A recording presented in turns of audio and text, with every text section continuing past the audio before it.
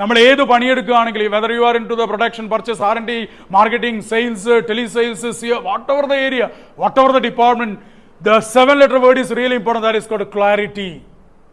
Clarity ഇല്ലെങ്കിൽ ജോലിക്ക് പോണ്ട. Clarity in communication, clarity in delegation, clarity in meeting, clarity in talk, clarity in course, clarity in life. Clarity ഇല്ലെങ്കിൽ കഴിഞ്ഞില്ലേ? ചില ആൾക്കാരൊക്കെ മീറ്റിങ്ങിൽ പോയിരിക്കും, വലിയ മീറ്റിംഗ് ആണ്, ഡയറി ഉണ്ടാവില്ല, പെന്നുണ്ടാവില്ല, കോട്ടുവായിട്ടും പെന്നിനെ കൊണ്ട് കളിക്കും, അവിടെ ഇവിടെ നോക്കും, മൊബൈൽ നോക്കും, എഴുന്നേറ്റ് പോയിട്ട് പറയും കമ്പനിയിലൊന്നും ശരിയല്ല, അത് ശരിയല്ല, ഇത് നടക്കുന്നില്ല, അത് നടക്കുന്നില്ല. ഇവൻ പോയി മീറ്റിങ്ങിന് ഇരിക്കുന്നത് the stupidity. Then you are blaming the company. That is not right. ശരിയാണോ തെറ്റാണോ? നിങ്ങൾക്ക് ക്ലാരിറ്റി എവിടെ നഷ്ടപ്പെടുന്നോ അവിടെ നിങ്ങളുടെ കയ്യിൽ നിന്ന് പോയി. അപ്പൊ ക്ലാരിറ്റി ഇല്ലെങ്കിൽ നമ്മൾ വലിയ സഫറിങ് ആയിരിക്കും. ശരിയാണോ തെറ്റാണോ? അല്ലേ?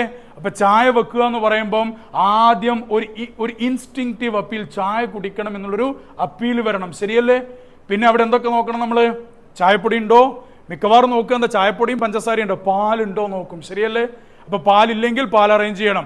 പിന്നെ പാത്രം എടുക്കണം, പാത്രം കഴുകണം, ഗ്യാസ് കത്തിക്കണം, ഗ്യാസിന്റെ മേലെ വെക്കണം. This is called SOP.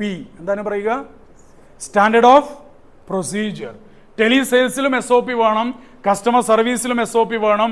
എല്ലാത്തിനും നമുക്കൊരു SOP ഇല്ലെങ്കിൽ നമ്മുടെ ജോബ് കംപ്ലീറ്റ്ലി ഡൈല്യൂട്ടഡ് ആയിരിക്കും. എവിടെ തുടങ്ങണം, എവിടെ തീർക്കണം, ഒരു കോൾ തുടങ്ങുമ്പോൾ എവിടെ ഓപ്പണിംഗ് സാല്യൂട്ടേഷൻ, എവിടെ ക്ലോസിംഗ് സാല്യൂട്ടേഷൻ, എവിടെ ഒബ്ജെക്ഷൻസ് വരുന്നു, ആ ഒബ്ജെക്ഷൻസ് എങ്ങനെ ഓവർകം ചെയ്യാം, എങ്ങനെ നമുക്ക് റിജക്ഷൻ ഡിഫൻസ് സ്ട്രാറ്റജി കൊണ്ടുവരാൻ വേണ്ടി പറ്റും, പ്രൈസ് എങ്ങനെ പറയണം, കൺസേൺ എങ്ങനെ പരിഹരിക്കണം, ഇമോഷൻസ് എവിടെ ഇടണം, ഇതൊക്കെ കൃത്യമായിട്ട് അറിയുന്ന ഒരു വ്യക്തിക്ക് മാത്രമേ SOPന്റെ ഗുണം കിട്ടുള്ളൂ. SOP ഇല്ലാതെ ജോലി എടുക്കാൻ പാടില്ല.